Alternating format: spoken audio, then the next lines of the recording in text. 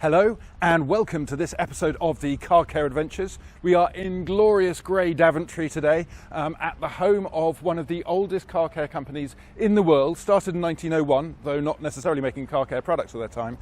We are of course at Meguiars, and we're going to be meeting a chap called Dale, who's going to be running us around the warehouse that they've got here, and we're going to be talking about things like about their history, but also about the history of paint, because I thought it'd be a really nice thing to do is to talk about, given their history, is to talk through the progression from the old enamels right the way through to other things. So without too much of a further ado, we shall trot in, and hopefully Dale will be here and ready for us.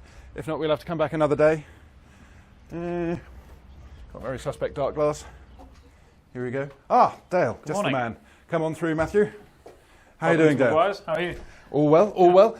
Today I've been talking, and we're going to be doing some sort of little introductions to the history of paint and the history of Meguiars and stuff like that. Great stuff. You told me you have a rather nice American car hiding in your detailing bay there. We do. We have a very subtle car that we've built over the years. If you want to come through to the bay, yeah, I'll follow you. Here. It's a shy old bean. And here it is. Here's our police polish interceptor. Wow. So this is a Ford Crown Victoria. Yep. So, what, 1990 something? So it's actually 2008. 2008? 2008, 2009, yeah. They didn't actually change the shape for many years. Yeah, quite. Yeah, we purchased it from a collector just over 2 years ago now. He bought them because he had a passion for American police cars, and also he knew that he could drive them around Europe and they wouldn't break down. Gotcha. And the bull bar, is that standard? I suppose that is a police. It is standard to a police car. It wasn't standard to this one. We believe it was an ex-detective model. That's why it's all black. It didn't have the stickers on it or anything like that. So that's why it's got the air suspension to sort of go through the hood and fit in. Unfortunately, we ruined the car by putting that on. But it still has the Pursuit sticker on the dashboard. Brilliant. Where it tells you to only use overdrive during pursuit, so we make sure we stick to those Only rules. use overdrive during a pursuit? That's during brilliant. pursuits, yes. And am I guessing it's going to be flat black one-stage paint, isn't it? Exactly that. So it is your traditional soft as anything paint that's a nightmare to work with, but once it's sort of fully detailed, it looks fantastic. Well, I suppose if you use a yellow pad and then you've got all the black transfer from single-stage paint, then you've got your Meguiar's colour scheme already there? Yeah, unfortunately with this paint, I tried using a yellow pad, and it was like running my hand through sand. It just left like marring all over it because it was too soft. Yes. So for this paint, I actually use the burgundy cutting pad because it's firmer. It's got a bit more backbone to it, and just cuts through the paint. So that's a recurring theme we've seen, is that if you've got soft paint, you don't go for the softest pad. You go for a more aggressive pad, but with a softer compound. Exactly that. And we had that with Jason Rose's interview quite recently and various others. But anyway, what I wanted to do is if we can find a small meeting room somewhere and go and have a chat about the history of Megs and the history of paint generally, because you're actually a paint sprayer originally, weren't you? So before Meguiars, I was a paint sprayer for 10 years. I come from a family of paint sprayers, so yeah, very obsessed with paint and paint finishing. So working for Meguiars was just a natural progression for me. Brilliant. Well, I think we've got lots of expertise here. So without further ado, we shall go and have a chat in a room over a coffee. Brilliant. We have come into a meeting room in the Daventry HQ of Meguiars UK, and we've towed the lovely Dale with us. And I thought it'd be quite nice to talk about the history of Meguiars. Yeah, brilliant. When did you guys start up? So the company started in 1901. We started out as a furniture polish company, so we're called the Mirror Bright Polish Company. Oh, cool. So the name Meguiars wasn't around to start with. Hence Mirror Bright on the more modern. Exactly that. Products, so that's a real kind of take to our heritage. This is the earliest recorded photo of the products being developed. We called it bathtub technology back then. Keen. And come the 1930s, cars were being more regularly made and more regularly purchased. And you're calling it bathtub technology because that's what they were made in, essentially, big bathtubs. Yeah, these tin tubs here. Yeah, we saw. We did an interview with Larry Casilla a little while ago, and in the early days of Ammo NYC, he was doing exactly that same phrase as the bathtub making. Exactly that. So real kind of homebrew stuff. Yeah. And then obviously 1930s, technology changed and people were buying more cars, so we developed into the automotive sector.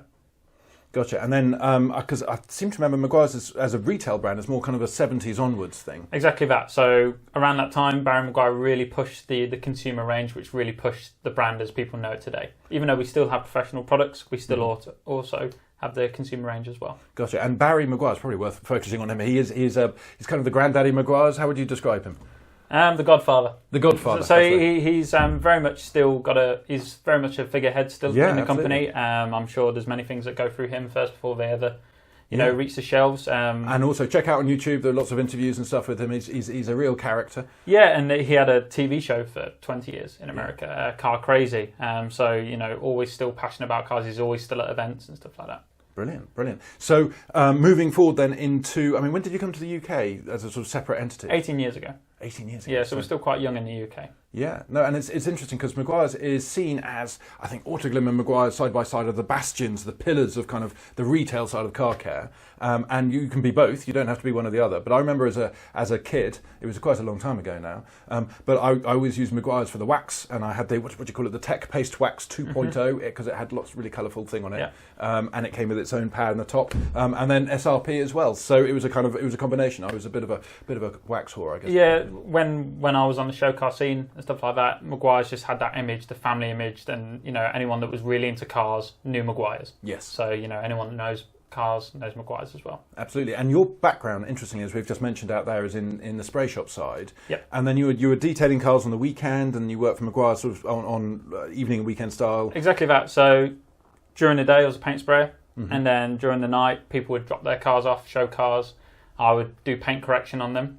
I never called myself a detailer. I was just passionate about paint. Safer that way. Yeah. So I always make sure that those cars were completely swirl free and had a boost in clarity and stuff like that. Meguiars got me on board to help out in a few shows and seminars. And then 3 years ago, I joined full time. What's really interesting, and I hope Dale won't mind me saying this, but he's quite a cool chap, quite sort of trendy with all the tattoos and stuff like that. And that's something for a company that's got an impression. Obviously, you've got the 3M ownership, you've got the big, long-established brand. You would expect people would be kind of, there'd be a corporate board with lots of suits and stuff like that. And what I really like is how it's not. It's really kind of everybody's very friendly. It's very low key. Yeah. And I think that's important, really, isn't it? Yeah, and it's like we were saying earlier, we're a car brand.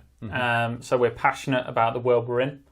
And yes, we're very professional in everything we do, but people can approach us. We're very approachable. We'll talk on their level. We come from the same world. So we're not there to lie to people or just sell them something. We're there to introduce them to the brand, the history, and our products. And once you've tried a Meguiars product, it's very hard to go back. Absolutely. Well, one interesting thing is I've seen Dale from afar, not in a kind of a stalkery way, but at many car shows, and I didn't realise just how many you do. How many are you doing at the moment? So we do over 40 shows a year. Wow. So a lot of people know us on the modified scene, but that's a very much minority of our show calendar. A lot of it will be classic car events, club events. We support a lot of clubs in the UK. One of our favourite events to go to, is like the NEC Classic Motor Show. Yes. Just because it's a big end to our year, and it's a great way to interact with, the core market, which is the enthusiast. And if you've never been to the NEC Classic, go there. It's usually kind of early to mid-November, kind of around the 9th to the 12th. We do quite a few show reports in the magazine and stuff on it. I absolutely adore it. I used to exhibit there in the old classic car days before even anywhere near polish. And it is just... It's just mega. It's the third biggest in Europe after Essen in Germany and Paris Retro, I believe.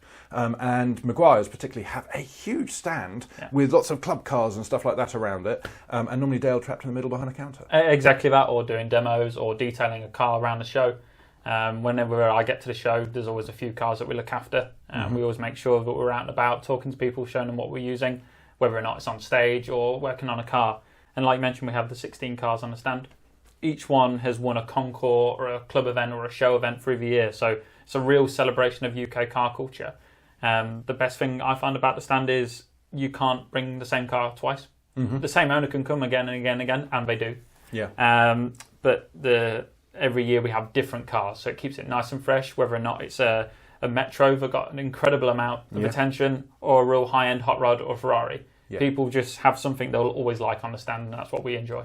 And this whole thing about sort of being car enthusiasts almost first, not quite obviously for P45 reasons, but you've got a lime green, horrible green to be honest, a Skoda, but we were talking about tuning and mapping and all that sort of thing, and there was a genuine enthusiasm there.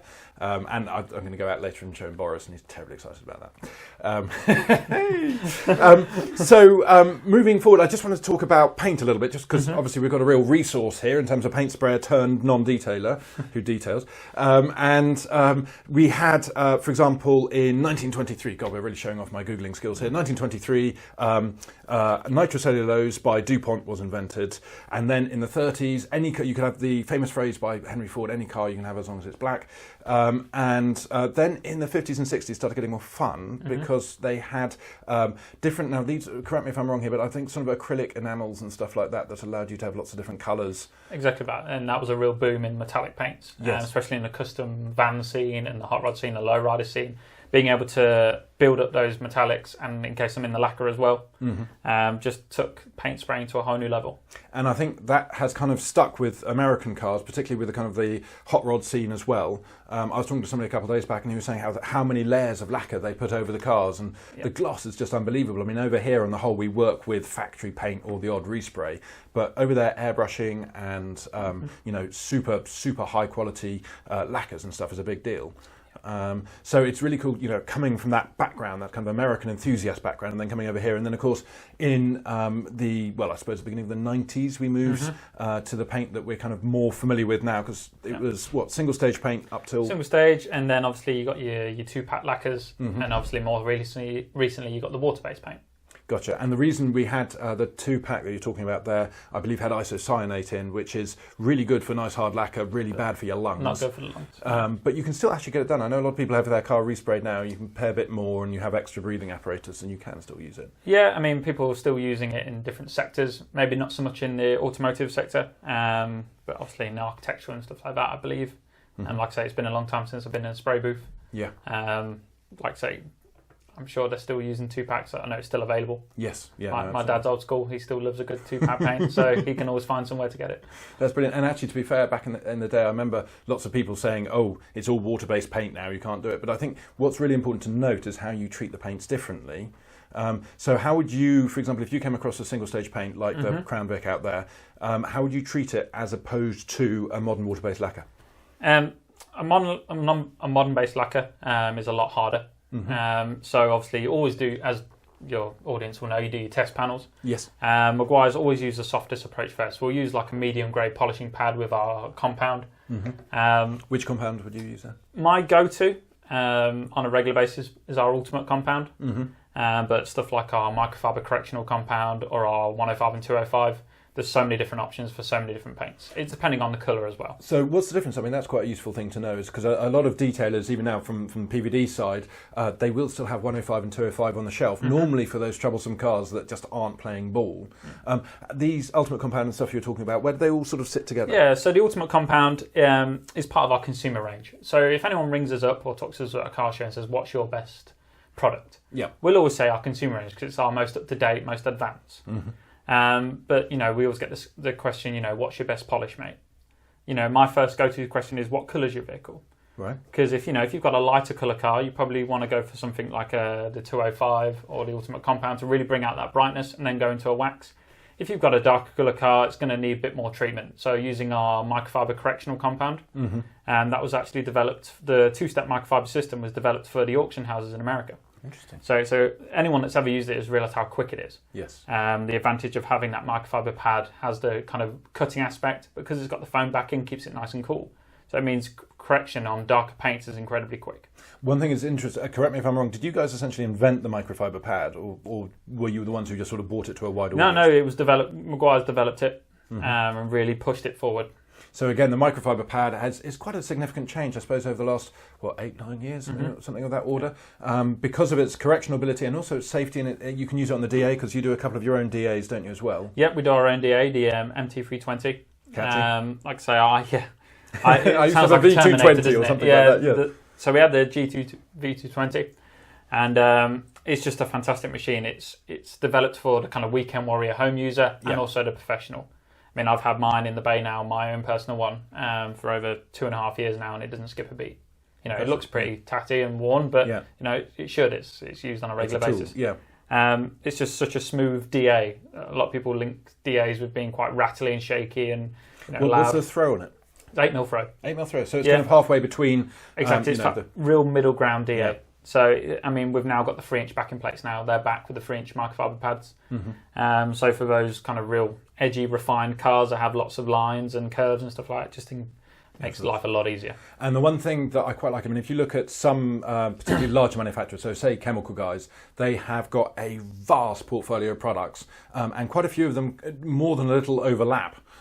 Whereas you guys have got an equally vast, perhaps nearly as equally vast contract, but there is something for everything if you look, be it in the retail range or the pro range. Exactly that. We're not here to overwhelm people with, a vast wall of products. It's finding out, what kind of vehicle what kind of detailer they are. They might want a cleaner wax that does all 3 steps in one. Yeah. Or they want all those 3 steps separately. It's just finding what's the right products for the right people.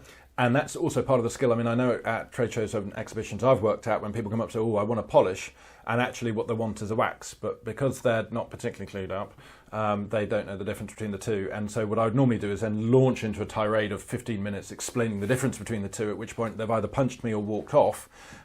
So, yeah, those shows never went too well. But that brings on an interesting topic, which is the consumer, the retail guy. I mean, I appreciate in terms of our audience, we've got some guys who are professional detailers, some guys who are pretty serious amateurs, and some guys who might have washed a car once or twice.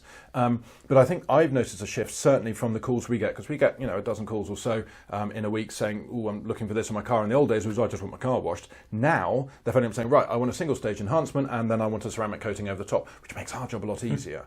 But you were saying how the consumer, the enthusiast consumer, has got a lot smarter. Yeah, people expect so much more from products now. Long gone are the days where you bought one shampoo and one wash mitt or sponge, and it did everything.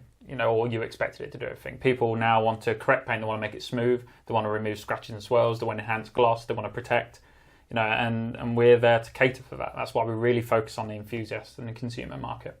One challenge that I see with this sometimes is, again, it's not as bad as, say, the wax polish confusion, although I have had people ask for a wax polish before, all in one, but is the fact that because there's so much more to detailing now, particularly on the enthusiast edge, is the terminology. And the one thing that manufacturers are at risk of doing is inventing product genres that don't really exist by coming up with fancy marketing words. But what I like about Meguiars particularly is that there's nothing really that has been invented or that's misnomered within your range. So, for example, you do the polish and you call it a polish, you do the wax, you call it a wax. Exactly sort of thing.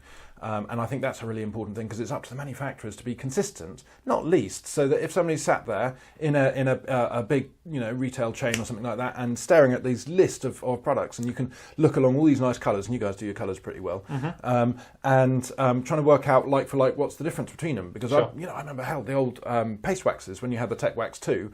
I'm not going to lie, I bought it because it was purple and it was green and it was big and it was the most expensive in Halford, so I thought I was treating myself, which as an 18-year-old, a 25 quid wax, whoa, showing some. And plus it's great to always move along with the times. The NXT Tech 2 worked incredibly well, and it still does, and it's so popular. It came out in the early 2000s in the boom of your Fast and Furious and stuff like that, and people were getting really excited about cars. So that wax, just being fully synthetic as well, it was a dream to use. It was, and it smelled quite nice. It smelled incredible. All of our products do. Moving on with the times, going to fully synthetics. Yes, we do embrace Canuba, and it's still a buzzword. People love using the word Canuba, and we get that. So we'll still do our traditional Gold Class Canuba Plus wax. Yeah.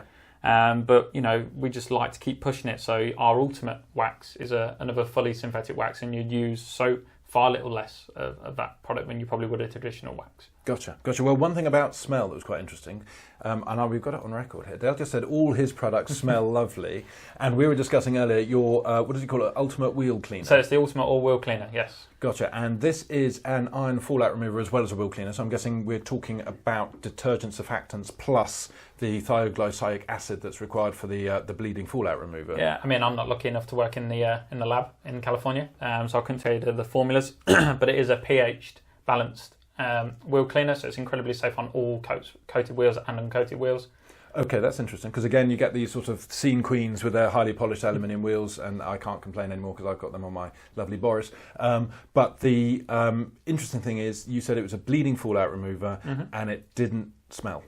Yeah, so it's got a nice scent to it. It doesn't smell rotten. What about when it's actually doing its business? Yep, it's fine. It's absolutely fine. Yeah. So this is something, and I've talked to Dom over at Dodo Juice. I talked to, I think, Florian at Nanolex, Craig at CarPro. All of them were saying that the next nirvana moment is going to be to have a bleeding fallout remover that doesn't smell of rotten eggs. And they're all sitting there thinking that we can, I mean, with the CarPro one, for example, they've got a couple of cents. And it's not bad, but I wouldn't choose to breathe it by choice. It's a very good fallout remover. But you're generally saying that it does not have the rotten eggs. Yeah, I'll give you a bottle to take home and try. That's good. I was just pushing for a freebie all the way through. No, so half used. It's one from the day. Yeah. Well, that's going to be interesting, and that's designed to be a retail product. Yep. Are you going to use that same tech for a professional product? You know, maybe a bit stronger, or is it? Do you think sufficient for anybody? We have our wheel brightener, which is a very successful wheel cleaner in the that's detailer kind of range. an acid one, isn't it? Slightly stronger. I believe so. Yeah. Yeah. Well, it's necessary. Again, don't fear acid. Just use it sensibly because it works. Yeah.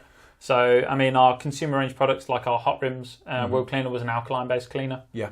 So we've always made sure we're at the top mark of, technology when it comes to our car care. Gotcha. And one interesting thing that Dale was explaining was that when he got this new all-wheel clean ultimate thing, Meguiars come through from America, they applied it in the way that you normally apply, which is on a damp wheel, and they were squirting away. It's quite a thick gel stuff as well, and they thought, well, this is a bit pants. It doesn't really work. And the answer is, it's designed to be used dry. Yes, read the instructions they send you is the main thing. Yeah. So conventional wheel cleaners, you wet the wheel first, and then apply it from the bottom left and right to the top. Mm-hmm. But yes, apply this one dry and the effects are fantastic. On regularly used wheels, we've found that you don't need to agitate using a wheel brush or anything like that. It just comes straight off. Brilliant. And it doesn't take the paint with it. Doesn't take the paint with it. Even better. So that's pretty cool. And what I wanted to do really was just have a look around the detailing bay, and so we're going to go off and do that in a little while. And then we're going to have a look at your Crown Vic as well, potentially go for a little ride in that one. Yep. We touched briefly on the history of the Crown Vic, and how it's obviously a US car, but it was bought over by somebody else, and then you bought it from an enthusiast who had all the bits and pumps on it. And what I think a lot of people won't realise is you've only had a wing and the bonnet resprayed on it. Exactly that. Other than the items you mentioned, it's factory paint on there. So we're quite honest. It's got some scuffs, it's got some scrapes, but that's relatable. It's what normal cars look like. So we wanted to get the best we could possibly get out of that factory paint. And I hear that you have another show car coming fairly soon. Yes, so it's no secret. People know about it. So we've got the 1987 Nissan Sunny pickup. So it's a great little project that we're currently working on. It's currently having some interesting modifications done to it as we speak. And you were saying it's being documented in a magazine? Yes, so Japanese Performance Magazine feature it every month on the update so people can really see who we're working with, what we're doing to the car. We're trying to do a JDM car justice. I come from a hot rod and Volkswagen background. Hence the quiff. Yeah. Hence the quiff. Yeah. And so we're really trying to do just, if we're going to build a JDM car, let's do it properly. Yeah. And again, like our super van, the Econoline outside, we didn't want to take every car and modify it, and we wanted to do a classic restoration as well. Luckily with that one, all it needed was a paint spray. No, it's a very cool truck. So we're really chuffed with that. All of our cars get driven, they're not trailered. Yeah, you were saying it takes itself to the show sort of thing. So we actually I took that one to Peterborough last weekend for the Hot Rod Custom Show at Modified Nationals, and it went down a storm, which we're really chuffed about. So Dale earlier on alluded to this new wheel cleaner, and it is an iron fallout remover that doesn't smell. And I have to admit, I did slightly call his bluff, because I've been told by numerous people it's technically impossible to create an odourless fallout remover. So what I'm going to do now is what I always do. No, I'm not going to do that today, actually. It's quite childproof, quite tight. But the thing is that what we're going to do is actually put it to the test on this stunning new vehicle that I have. I say new, it's not entirely new. This is Boris, and we shall introduce him properly, but it's basically the replacement for Betty with more power, more appeal, and frankly, it's pretty gorgeous for 300,000 miles, don't you think? It's stunning, and the delight on your face when you rolled up in it, we can never forget. And every car does deserve a wax, so, let's get on cleaning it. And indeed, I did. Never mind. But what we're going to do is these wheels are actually diamond cut wheels. They are original to the car, so these have rotated however many times it takes to go around the world, 11 times I've been told. So I haven't actually cleaned them properly because they were kind of beyond saving. I need them refurbed and all the rest of it. But I thought, what a great opportunity to have a bit of a squirt and a sniff on the wheel. And so Dale, what I shall do is hand it to you. Now remember, we are applying this dry. We're not too wet, and there's been no sort of pre-organisation. This is a completely fair test. You need to twiddle the ding-dong. Yep, ready? There you go. Yeah, go for it. So what we can see here is in a handy spray grip. I'm looking at that bottle. I'm thinking it's going to be 756 millilitres or something like that, something American in ounces. And you can tell it's foaming up now. Is that a foaming spray head, or is that just foaming from the nature of the product itself? So a bit of both. Obviously, it does have the kind of wide fan setting on the trigger. Gotcha. It is a gel, so it will cling to the wheel there. You won't see it move a lot. That's interesting. We tried a Brightmax product when we did in our very first program, in fact, at Aaron's over at ATD, and we tried the Car Pro one, which reacted very quickly and nicely. We tried the AM Details one, which reacted slowly, but allowed you to work it, which was quite nice. We then also tried the Corosol, which is built amber. And again, that was Aaron's go-to, and that works in the same way as Car Pro in terms of its speed and aggression. And then we had Brightmax, which was Iron-X. Now that one, like this, foamed, and it wasn't through the sprayer. It wasn't a foam sprayer. So what's interesting is this one from Megs does exactly the same. Now the important thing here is, does it break down the iron particles? Bear in mind that iron on the car from the brake discs mostly is Fe2, and the whole idea is the thioglycolic acid is breaking that down into Fe3, which is water soluble, hence you can just spray it off and happy days. So first question is, does it act as a bleeding fallout remover? Does it remove the fallout? Second question is, let's have a sniff.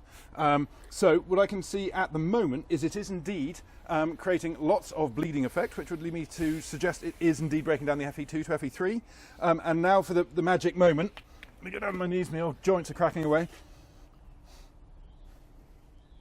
I am blown away by this. It smells as a product smells, but it doesn't actually smell of a fallout remover.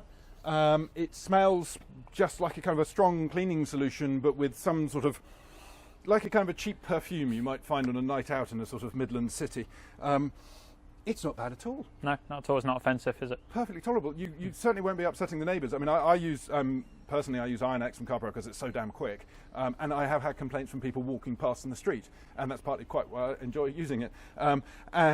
This one is, and I kid you not, is really, really good. Again, it's like you said, it smells like a cleaning product. Yeah, absolutely. But it is clearly doing the magic. Now, what I'm going to suggest is we spray that off reasonably soon, because I only have a limited amount of lacquer on there in the first place, but I am told it's entirely paint safe. The interesting thing, or the thing to consider, is that these wheels are not mint wheels, so we're not going to suddenly spray it off and have that wonderful sort of Instagram perfect style wheel revealed. But if we crack on with that,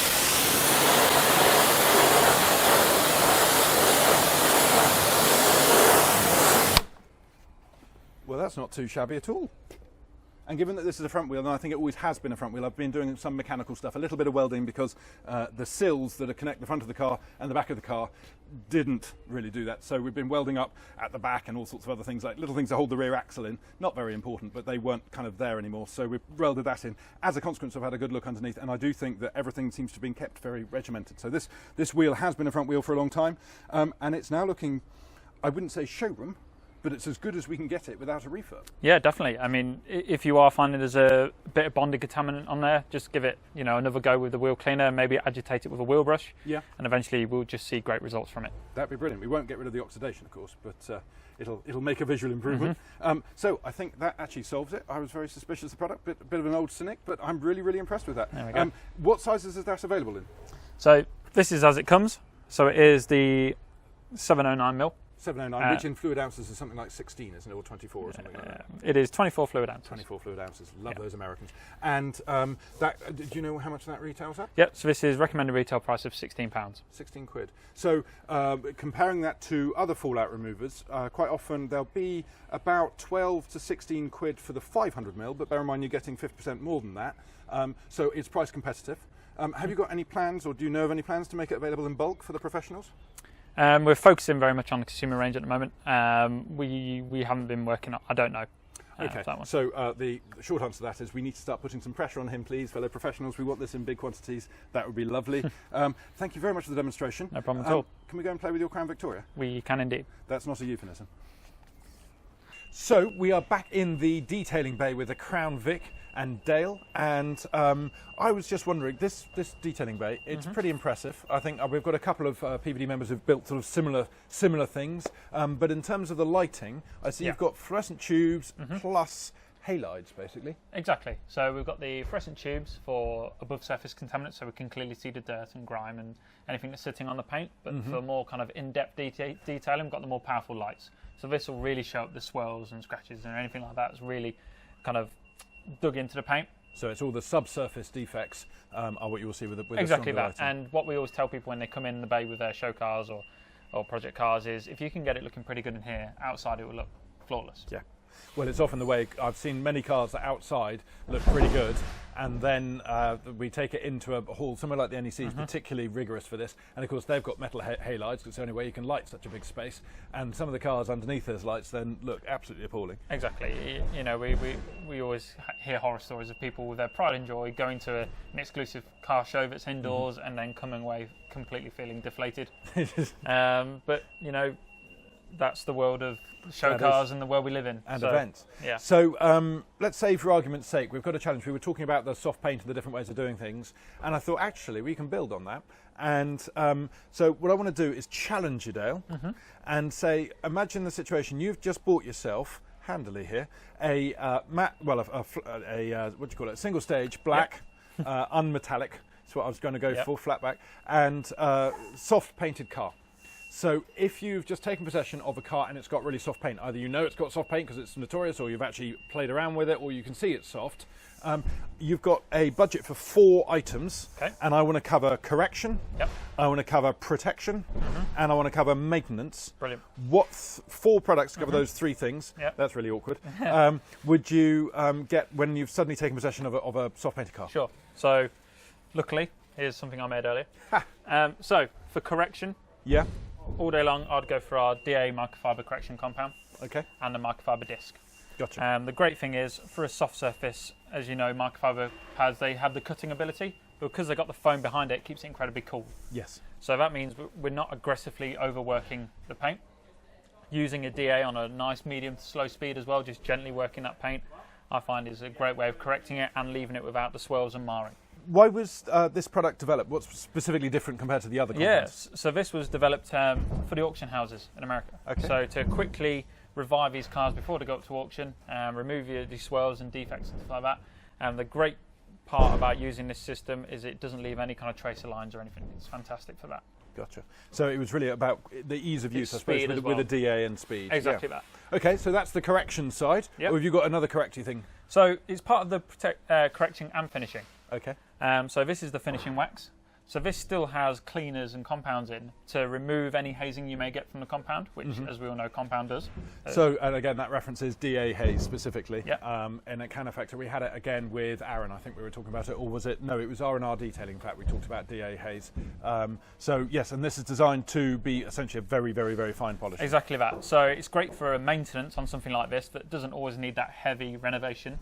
So in between shows, it's great to go around with this just to kind of clean up the surface and give it that real deep gloss. And is that machine only, I guess? It's machine only, yep. So this is the pad you apply it with. So it's just like the cutting, but it's a lot thicker. So it's a lot less pressure on that paint. So even if it was really soft, sometimes you can go, you know, using the finishing wax with the cutting pad. And that way you're regularly maintaining the paint on there without leaving any marring or any marks on the paint. It's kind of like a shallow one-step sort of thing. Exactly that. So, like I say, for maintenance, you can use this as a one-step, but for that first initial correction, you use the two-step. Gotcha. So that's correction done, is it? That's correction done. So the next level is the maintenance. No, it's protection actually. Protection. So that'd be the wax, the finishing wax. That'd be the finishing wax. Yep. So then we're going to get onto the maintenance, and you were showing me.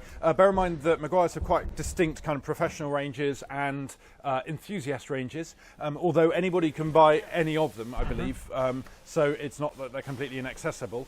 But one thing you were saying is with the soft paint, if you've got a very rich, and you're using the term rich, but a kind of a very fortified quick detailer, so ones with kind of greasy bits in that take a lot of rubbing, you're in danger of putting some marks into very soft paint just by the physical side of it. And he's got 2 solutions to this, one of which is your professional range quick detailer, isn't it? Yep, so we have the M34, the final inspection spray. Right. So this is developed for the body shop world as a final inspection spray, but the great thing is on something like this, it's super soft and it also flashes off incredibly quickly. So that's more of a kind of closer towards the panel wipe area rather than the spray sealant. Exactly that.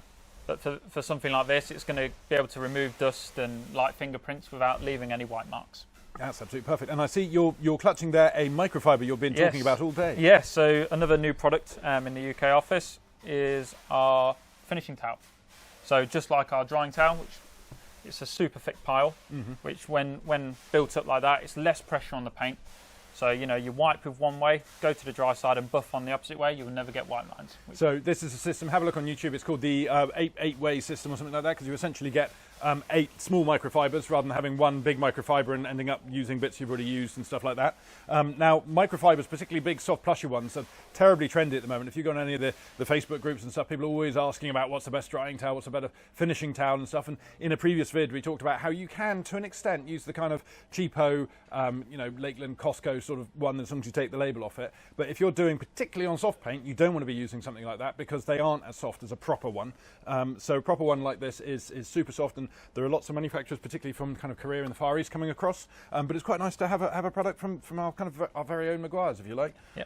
So have a squirt and wipe and see what happens. So like anything with Meguiars, the less used, the better.